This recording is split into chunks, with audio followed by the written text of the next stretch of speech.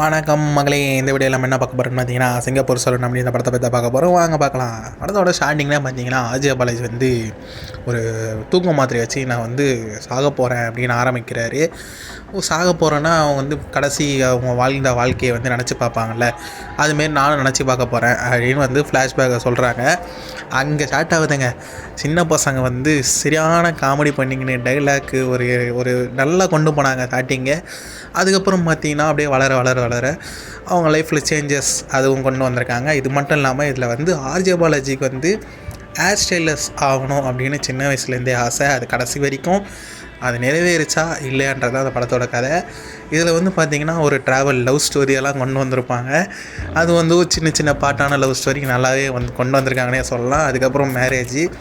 அதில் வந்து சத்யராஜ் சார் வந்து காமெடி சொல்லணுன்னா வேறு லெவல் பண்ணிட்டார் அவர் ஆக்டிங்கில் அப்படின்னு தான் நம்ம சொல்லியே ஆகணும்.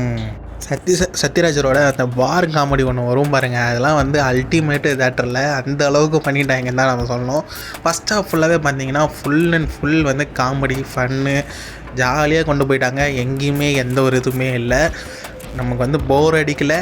ஃபஸ்ட் ஹாஃப் வந்து இவ்வளோ வேகமாக போகுமா அப்படின்ற அளவுக்கு வேகமாக கொண்டு போயிட்டாங்க தான் நம்ம சொல்லணும்.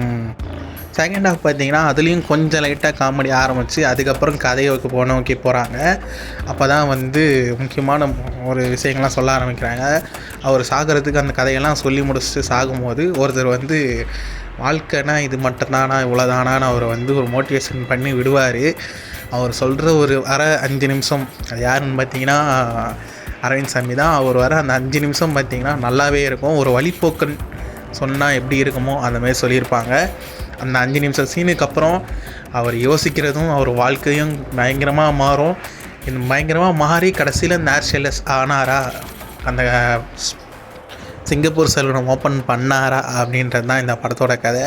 நல்லாவே கொண்டு போயிருக்காங்க தான் சொல்லணும். ஃபஸ்ட் ஆஃப் காமெடி அப்படியே கொஞ்சம் காமெடி வந்து அப்புறம் ஒரு மோட்டிவேஷ்னலாக கொண்டு போய் ஒரு கதை வந்து அவர் மட்டும் மோட்டிவேஷன் ஆகி இந்த கதையில் ட்ராவல் ஆகலை. அவர் மூலயமா அவரால் எவ்வளோ பேர் மோட்டிவேஷன் பண்ண முடியுமோ அதையும் காமிச்சு இன்னும் நல்லா அழகாகவே கொண்டு போயிருக்காங்க அப்படின்னு தான் நம்ம சொல்லணும்.